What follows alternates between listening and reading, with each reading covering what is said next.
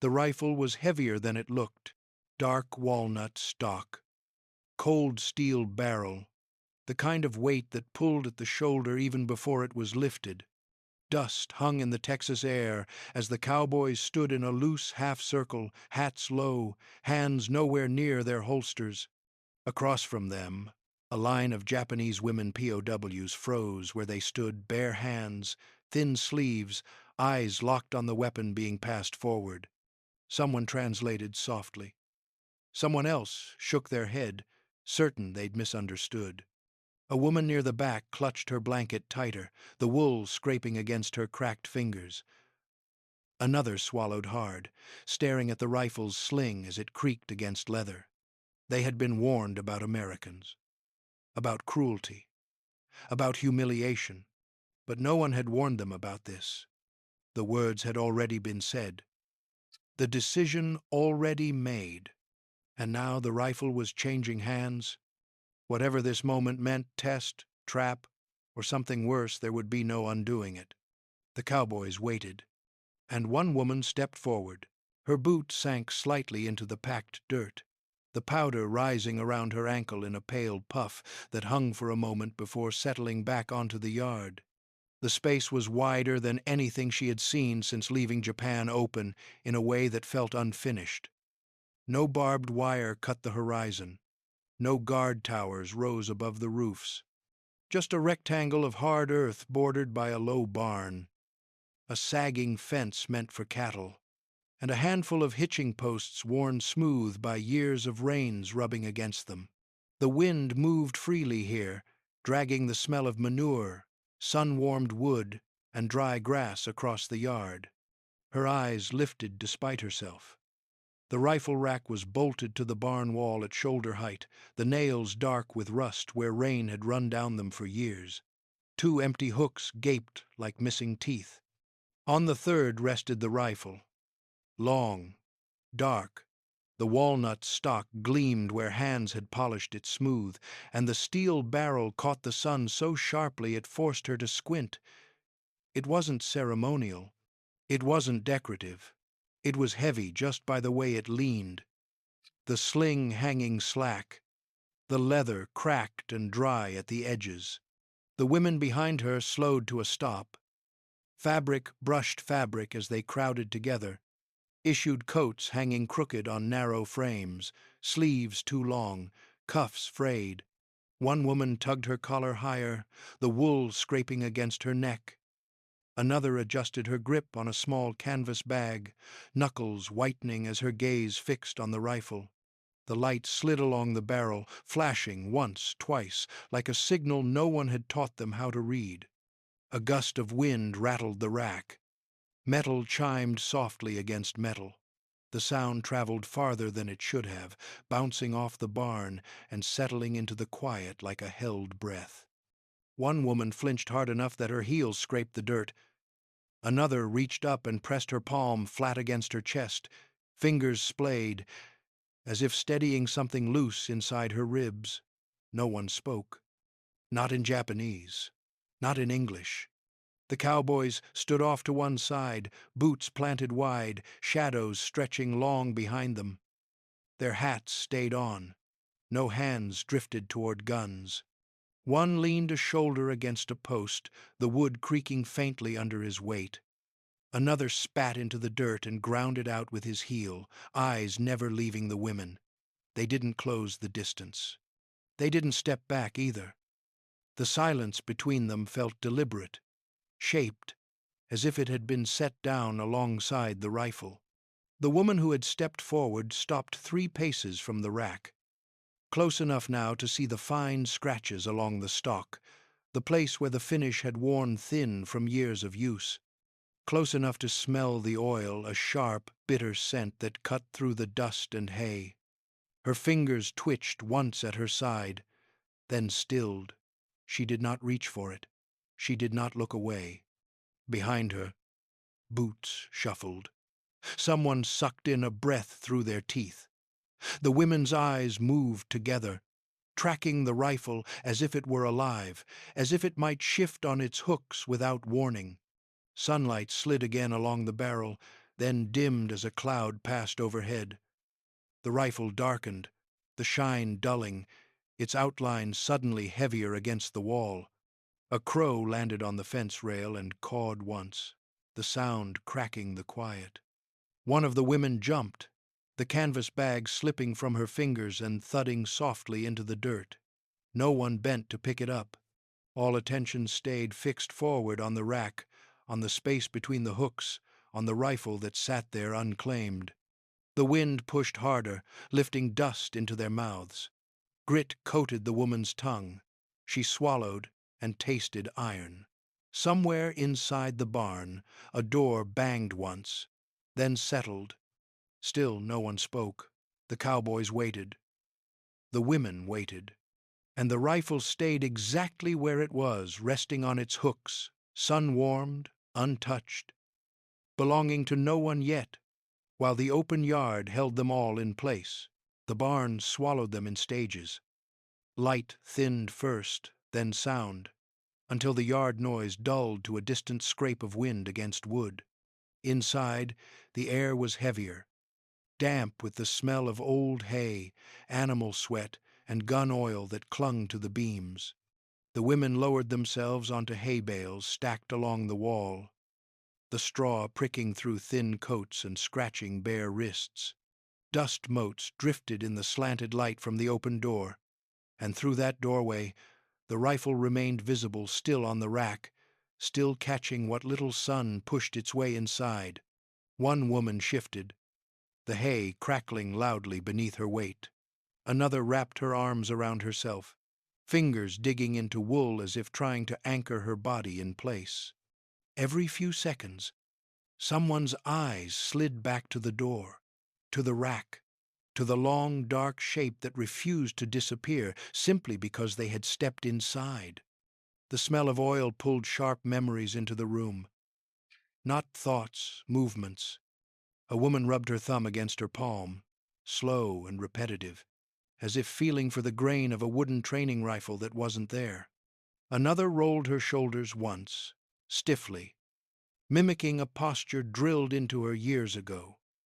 The barn creaked overhead, and the sound landed too close to the memory of barracks floors flexing under marching boots.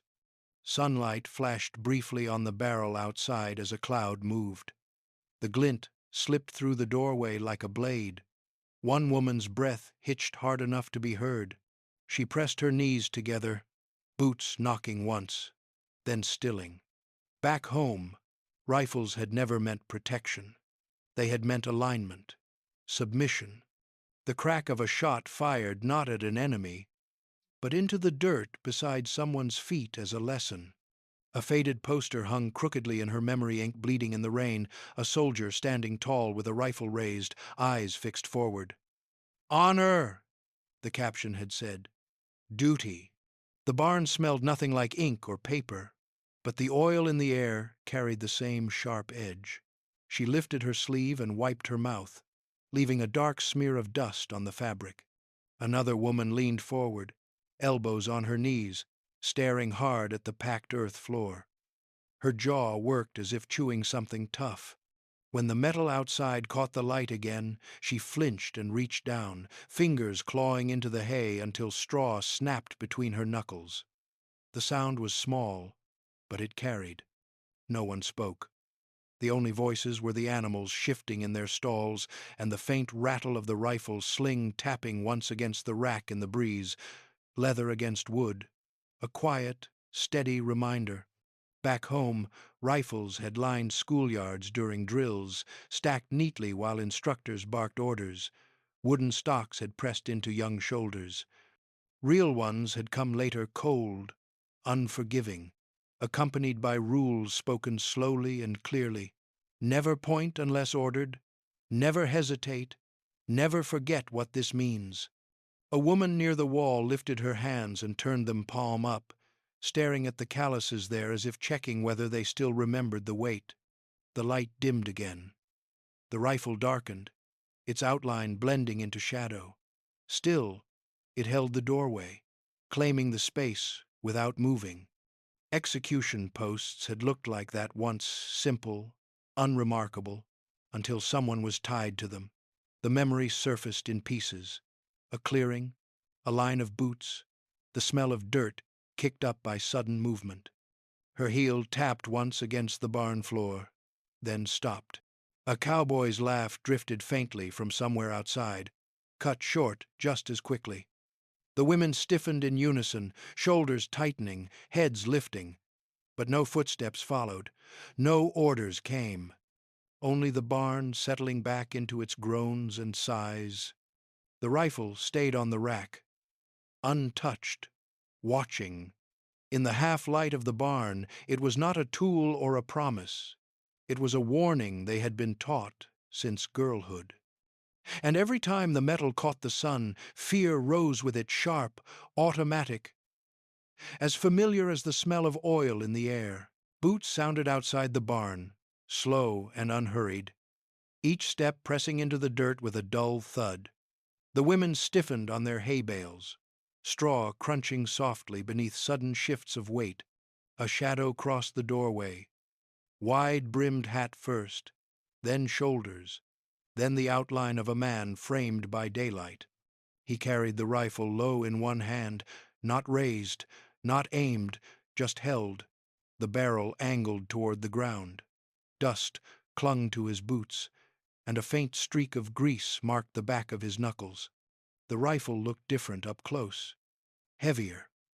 The walnut stock showed a thin crack near the butt, filled long ago and smoothed over by time. The sling creaked faintly as it swung, leather dry enough to whisper when it moved. Every eye tracked it. No one spoke. One woman's fingers curled into the hem of her coat until the fabric bunched tight against her palm. The cowboy stepped to the rack and lifted the rifle into place. Metal touched metal. Clink.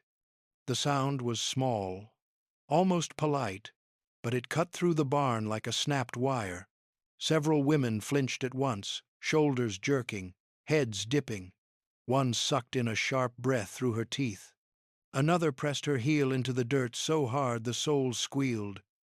The rifle settled into the hooks, its weight shifting, wood tapping once against the wall before going still. The cowboy stepped back, wiped his palms on his trousers, and glanced once at the women. His face gave nothing away. He turned and walked out, boots receding, the barn door left wide open behind him. Silence rushed in to fill the space he left. The rifle hung there, open, accessible. A woman near the center leaned forward without meaning to, then caught herself, spine snapping straight again. Her elbow knocked against the hay bale, sending loose straw sliding to the floor. She didn't brush it away. Her eyes stayed on the rack, on the bare hooks gleaming dully where a lock should have been. Back home, rifles were always chained, always counted, always guarded by someone whose job was to notice if a finger drifted too close. Here, there was nothing.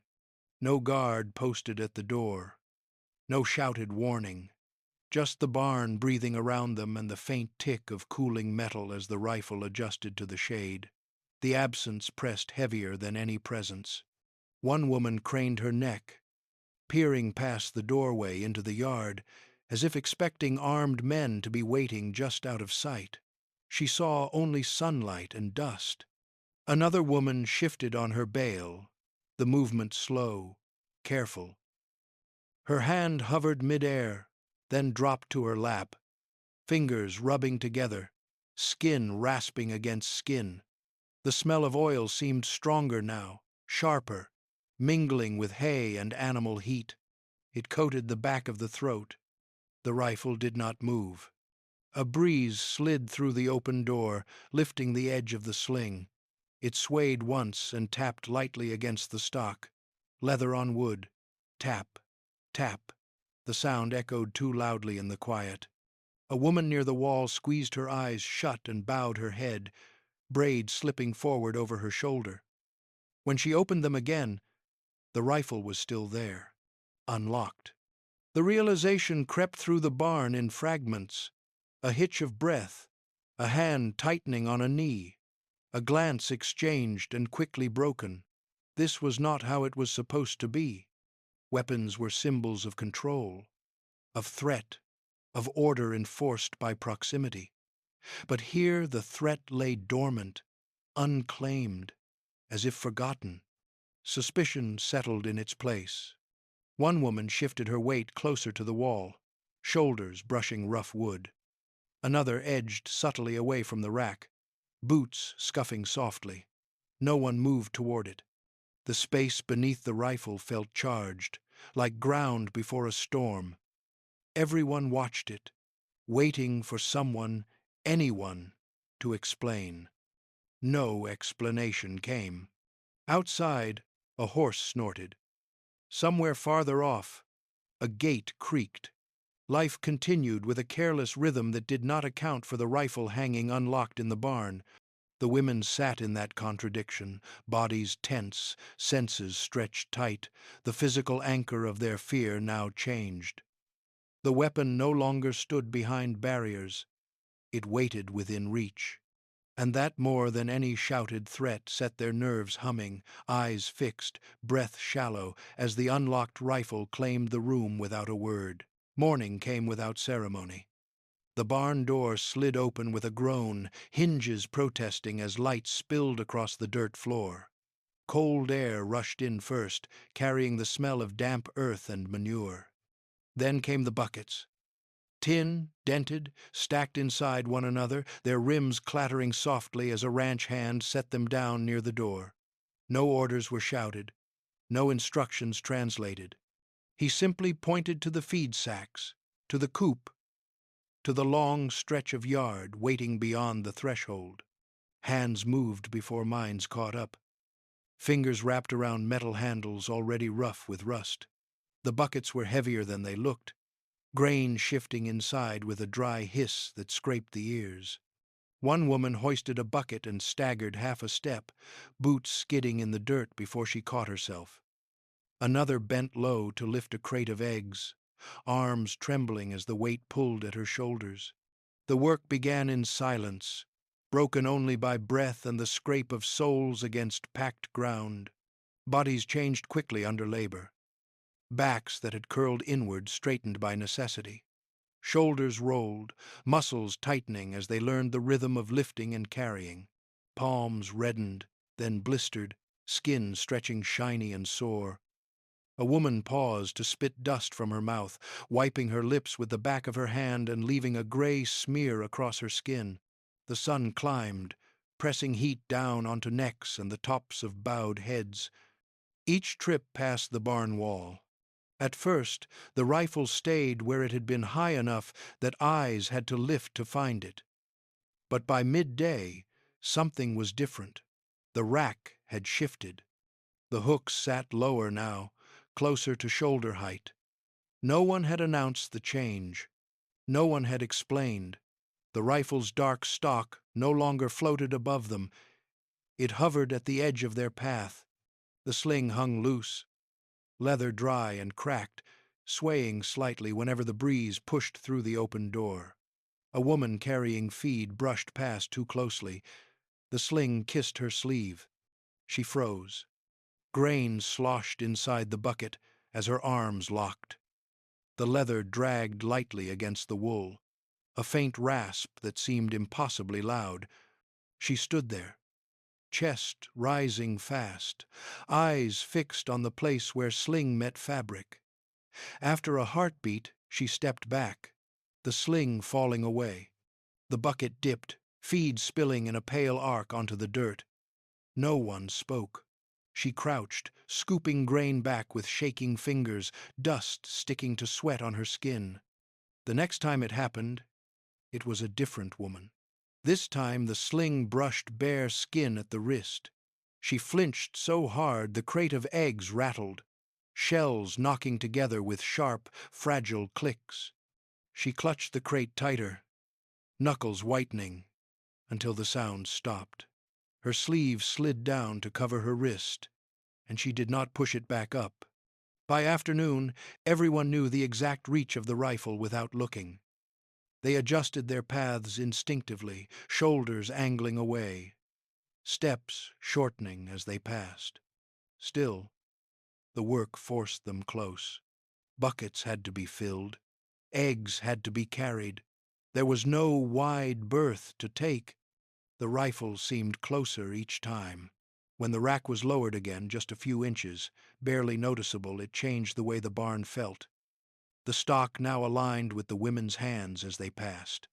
The wood looked smoother from this angle, grain catching the light. The steel barrel bore faint scratches, tiny scars that ran lengthwise like pale threads. Oil glistened at the seam, smelling sharp and clean against the sour tang of sweat. No guards appeared. No one corrected their movements. A cowboy leaned against a post outside, chewing on a stalk of grass, eyes half-lidded as he watched clouds drift overhead. Trust, if that was what this was, arrived without permission. Hands grew stronger by the hour, fingers curled more surely around bucket handles, arms steadied under weight.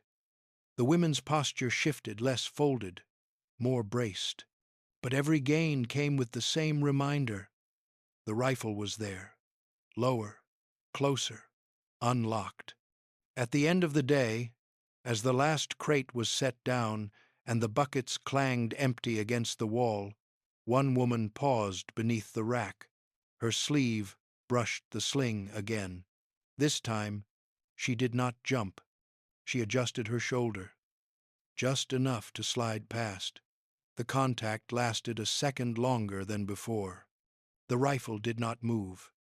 It stayed where it was, hanging at human height, silently marking the distance they crossed again and again, hands blistered, backs aching, strength earned through work while the weapon watched, unchanged in purpose, but no longer distant. The cry came sharp and sudden, high-pitched, cut short. Not human. A panicked squawk fractured the morning quiet, followed by a violent flurry of wings. Dust exploded near the chicken coop as hens scattered in a frenzy, feathers catching the light like ash.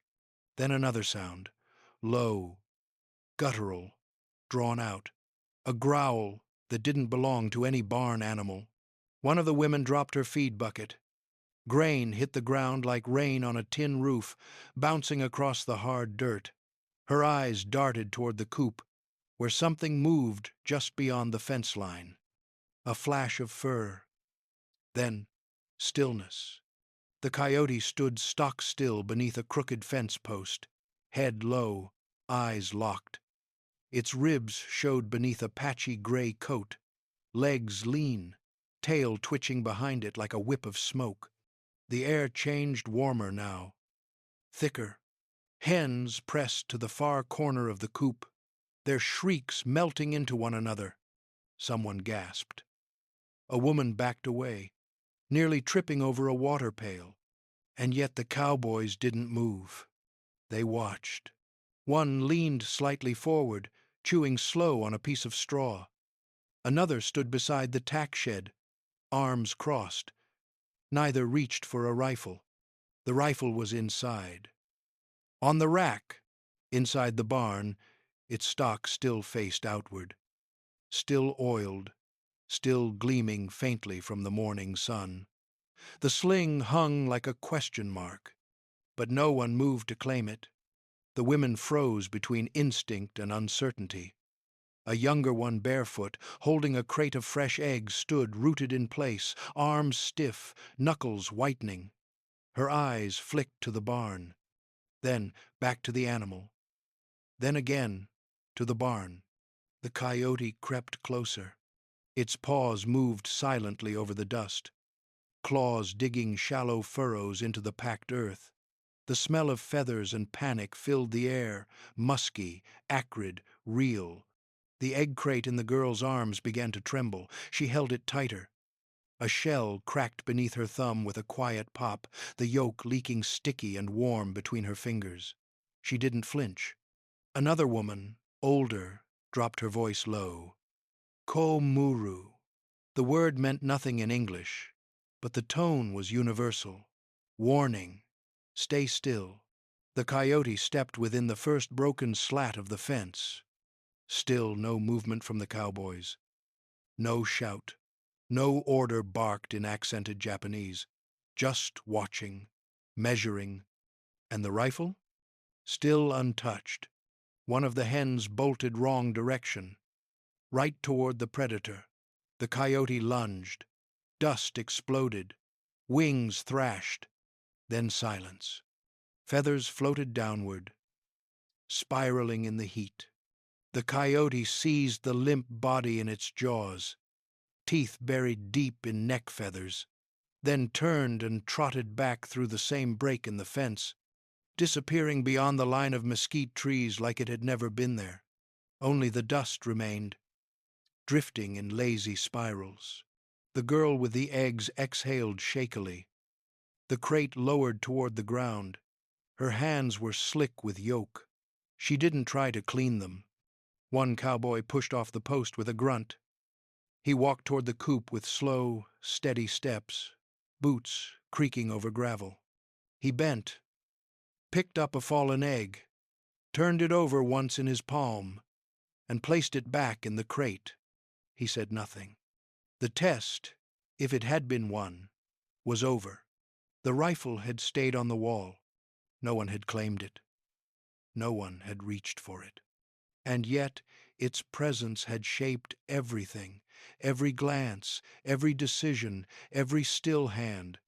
Later, as the sun began its descent and the coop settled back into a steady rhythm of clucks and rustling, the rifle still hung where it always had, its weight unchanged, its leather sling now lightly dusted with feathers drifting in from the open barn door.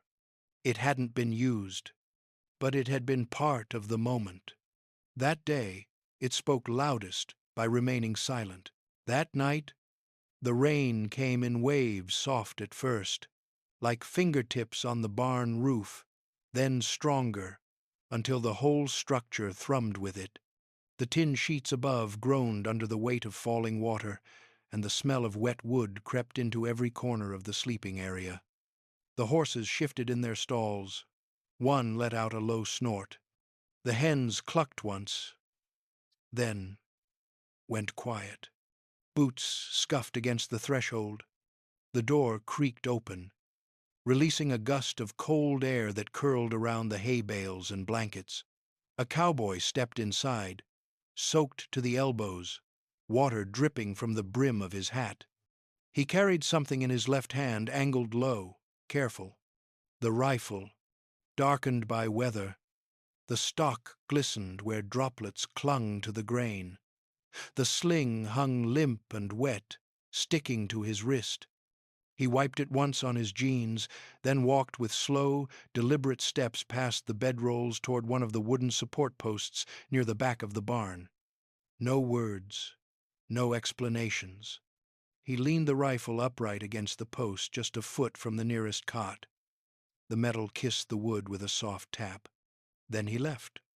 The door stayed ajar, wind breathing in as the rain thickened outside. The rifle remained, close. The blankets offered no protection. Thin military-issue wool, scratchy and damp at the edges. A woman rolled over slowly, clutching hers tighter around her knees. She didn't open her eyes fully, but her gaze flicked toward the post, toward the shape standing upright in the darkness. The barn smelled of wet hay and gun oil. That oil was sharp, unmistakable like rust, leather, and smoke in one breath. It cut through the scent of horses and damp cotton, sitting heavy at the back of the throat. The rifle radiated presence.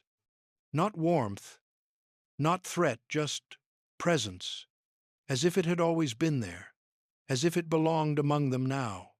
Another woman stirred, adjusting the rolled shirt she used as a pillow.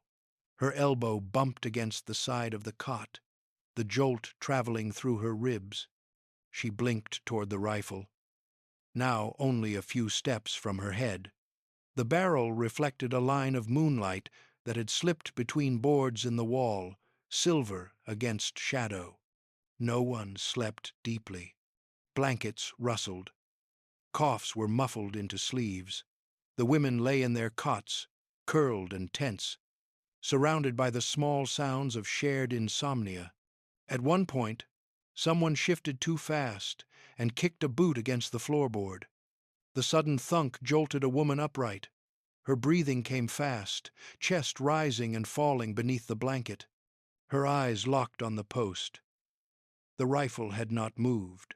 Still, her fingers clutched the edge of her blanket harder. The wool cut into her palm. She let it. The rifle leaned forward slightly, as if listening. Its stock was darker now, almost black in the low light.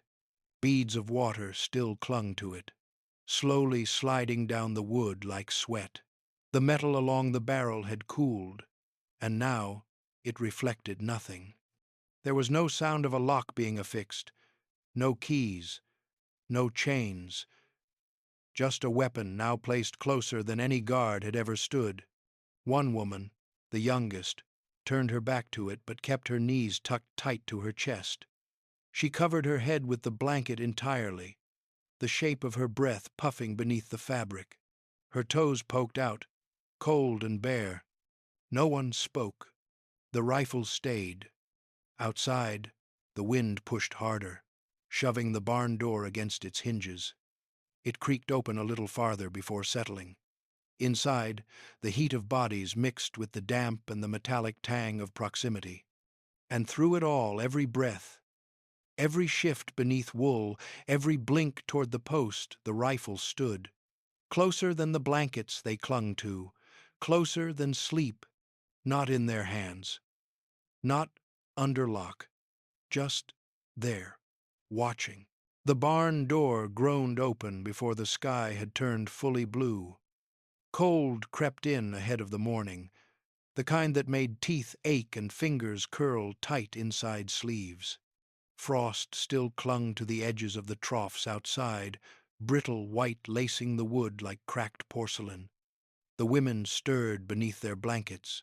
Some blinked slowly. Others didn't move at all, their breath fogging softly in the still air. Boots hit the floor. Not hurried, not loud. Just 2 slow steps, then a pause. A cowboy entered, backlit by pale dawn light, steam rising off his shoulders where the cold met sweat. His coat was unbuttoned, his hat low. He moved without speaking, and in his hand he carried the rifle. Its barrel caught the new light and threw it against the barn wall like a spark. The wood of the stock was clean, polished again, darker than the day before. The sling had been oiled. It no longer sagged, but hung with a quiet weight that looked deliberate. Measured. The cowboy walked to the center of the barn. One of the women sat up, blanket clutched around her shoulders. Another leaned on her elbow. The youngest curled tighter in her cot, only her eyes visible above the edge. He didn't look at them. He set the rifle down on a wooden crate. Hard. Thump. The sound rang sharper than expected. Metal on grain. The crate groaned slightly under the pressure, its sides bowing just a hair. The rifle stood out there, isolated, like a ritual object in a shrine no one prayed at anymore. Still, the cowboy said nothing. He ran one thumb along the edge of the stock, then reached forward and snapped the chamber open with a short, mechanical click. Empty. He held it there a moment, letting the gesture hang in the air, then closed it again, clack with a sound that made one woman wince visibly. A breath hitched. A hand clenched into a blanket. He stepped back, and then he gestured. One slow nod of the head, one open palm toward the rifle, an invitation without language. The barn held its breath. The air was thick now, not hot, but heavy, like before a thunderstorm. The smell of oil drifted across the space again, sharper now, more immediate. It mixed with the earthy damp of hay, the stale cotton of slept-in blankets, the faint ammonia of livestock bedding. The women didn't move. The invitation sat between them like something dangerous left unsupervised. The cowboy didn't insist. He just stood there, hands resting on his belt, watching not just the women, but the space around them, the unspoken wall that still stood between their bodies and that crate. The rifle gleamed on the crate top. Not glowing, not golden, just present. The sling coiled against its side like a shadow. A woman near the rear cot finally sat up straighter. Her eyes stayed locked on the weapon. Her shoulders rolled slightly, stiff from sleep and hay. She put one foot on the floor, then stopped. The rifle hadn't changed, but the space around it had. No one had shouted. No one had named this moment. But it was a moment. And the test wasn't marksmanship, it was weight. The unspoken question. Could you lift it? Would you? Could you reach forward? Fingers calloused from buckets and cold, and wrap them around something built to wound. The cowboy didn't flinch. He gave one last glance, then turned and walked toward the door. The creak of the hinges followed him out. The crate remained. So did the rifle, balanced, waiting, closer than fear, heavier than trust, not in anyone's hands. Yet the next morning broke dry and brittle. The sky was cloudless, washed pale by early sun, and the wind moved across the ranch yard like it had something urgent to say but wouldn't stop long enough to be understood. Dust rose with each bootstep. The crate still sat in the center of the barn, edges bowed slightly from moisture, corners scuffed raw from where hay bales had once rested, and on top of it the rifle, unchanged. But today there was a gathering. The cowboy returned, flanked by two others. One carried a coil of rope, the other had a clipboard pressed against his thigh. All three stopped short of the crate. The rifle gleamed dully in the half-light that spilled through the barn door, catching motes of dust as they drifted lazily in the air. The women stood clustered in a loose, half-circle blankets draped around shoulders, sleeves tugged down to knuckles, eyes tracking every movement. No one touched the weapon. No one had touched it.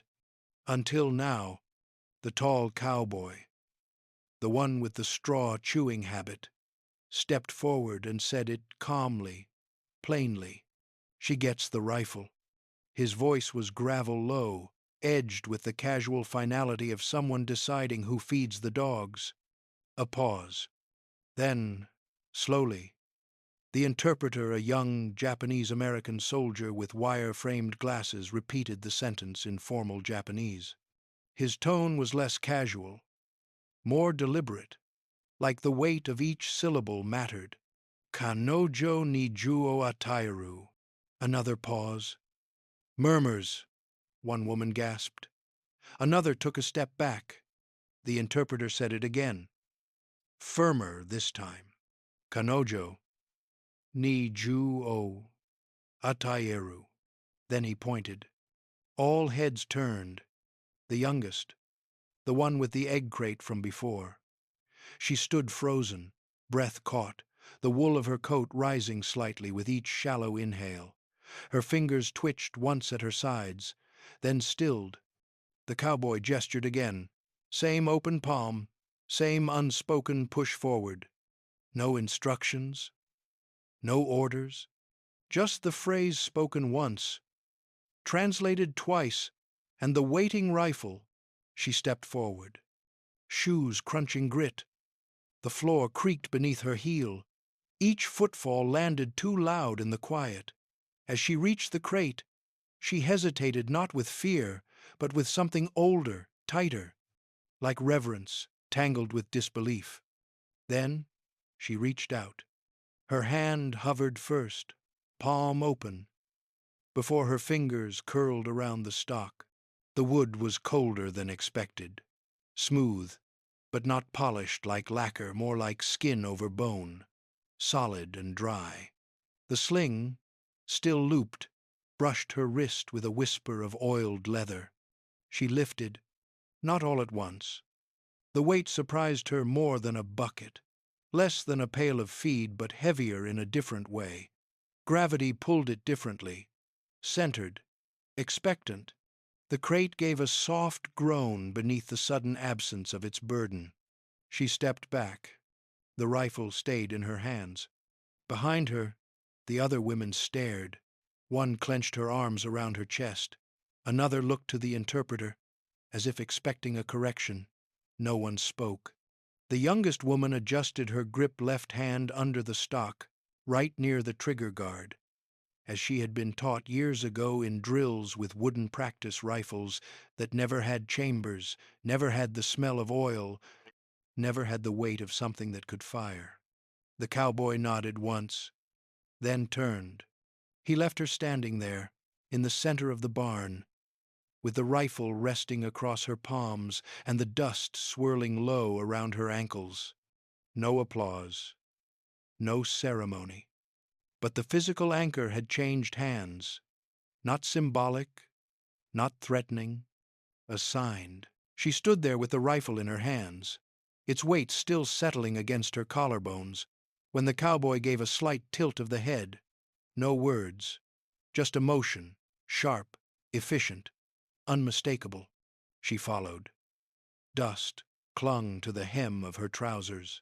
The wind had picked up, dry and rattling with flecks of straw. The other women didn't speak.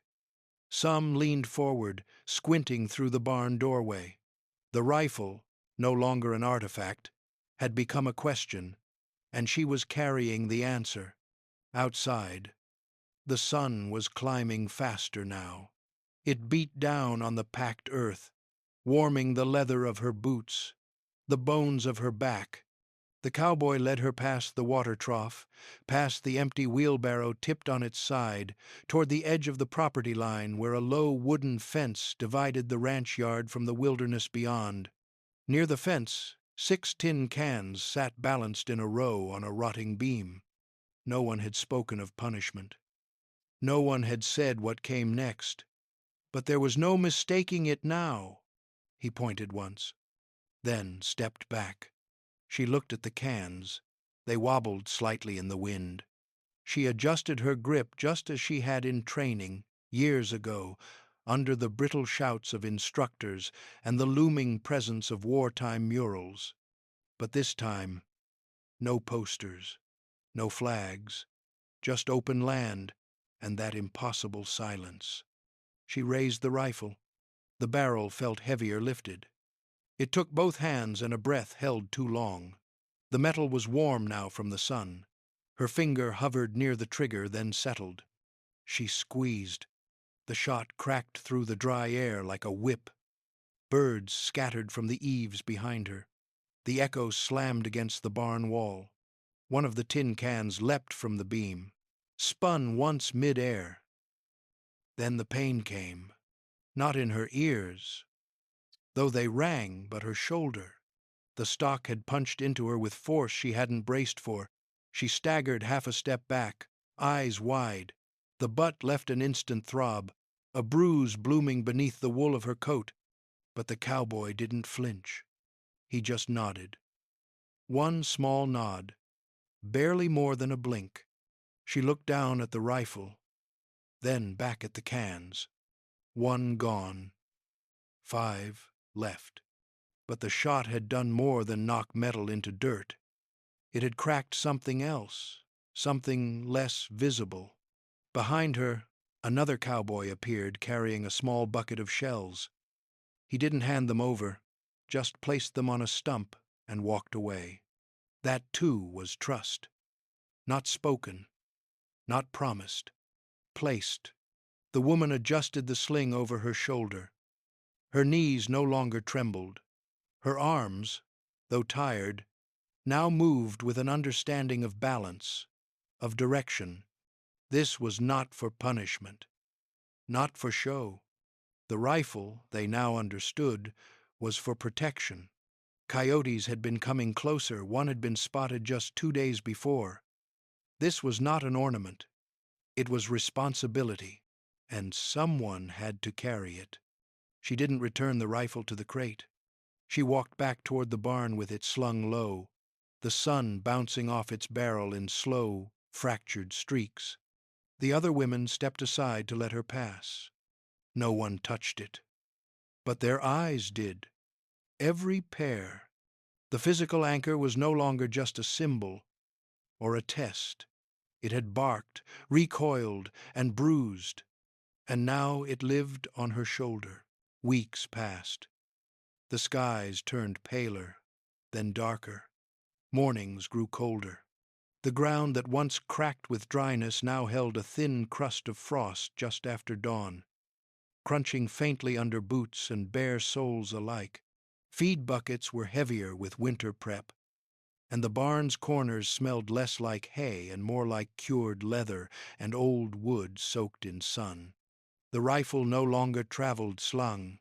One morning, just after sunrise, with steam rising in ribbons from the horses' backs and the chickens restless in their coop, the tall cowboy stepped into the barn.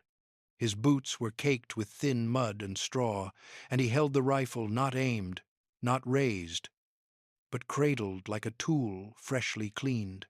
The barn door creaked as he stepped inside. He paused near the wall. The rack still weighted two thick nails hammered years ago into the timber frame, their heads burnished with years of palms and metal. He lifted the rifle. Not slowly, not dramatically, just a practiced movement, the way a man sets down a hammer after repairing a fence. The wood met the nails with a soft scrape, a metal sigh. Then it stayed, not locked, not chained, just resting. But this time, everything was different. The women, now scattered around the barn with tasks of their own coiling ropes, stacking feed sacks, sweeping dust from the trough's edge, moved past the weapon without glancing twice, not because they didn't notice it, but because they no longer feared it. The youngest woman, the one who had carried it, passed within inches of the rack. Her coat sleeve brushed the barrel. She didn't flinch. In fact, she barely slowed. She was balancing a crate of eggs, careful with each step, the shells clinking faintly inside. Her shoulder, once bruised purple from the recoil, moved with quiet steadiness now. No wince, no hesitation. That crate had its own weight, but she carried it anyway. Another woman stooped nearby to gather fallen nails into a tin. Her palms were lined and dirt-worn, and when the tin rattled from the dropped nails, no one jumped, not even the chickens. Inside the barn, the air smelled of split pine, smoke from the morning stove, and the faint tang of cold metal. Outside, a crow cried twice, and the wind rattled the pane of glass above the doorframe. The rifle stayed where it was, unmoved, but not forgotten. Now, when the women passed it, they didn't lower their eyes or tighten their steps. Their bodies stayed open, posture upright, hands visible but not trembling. The tool had been returned to its place, not because it no longer mattered, but because it no longer ruled. One woman paused near it. Just a breath. She reached out, not to take it, but to touch the sling, one finger tracing the curve of the leather where it met the stock. Then she turned, her boots scuffing soft sawdust as she went. There had been no ceremony, no speech, no farewell, but that was the transformation. What had once been a weapon of warning had become a part of the landscape. Its presence neither passive nor dominant, but integrated. The physical anchor, once the center of silence, had become ordinary. That was its final evolution. No fear, no reverence, just trust. Hung plainly in the open. A girl once feared it, then carried it, then used it, and now she walked by it without flinching. If this story stirred something in you, if the journey of trust, silence, and survival meant anything, leave a comment below and let us know. And don't forget to like the video. Your support keeps stories like this alive.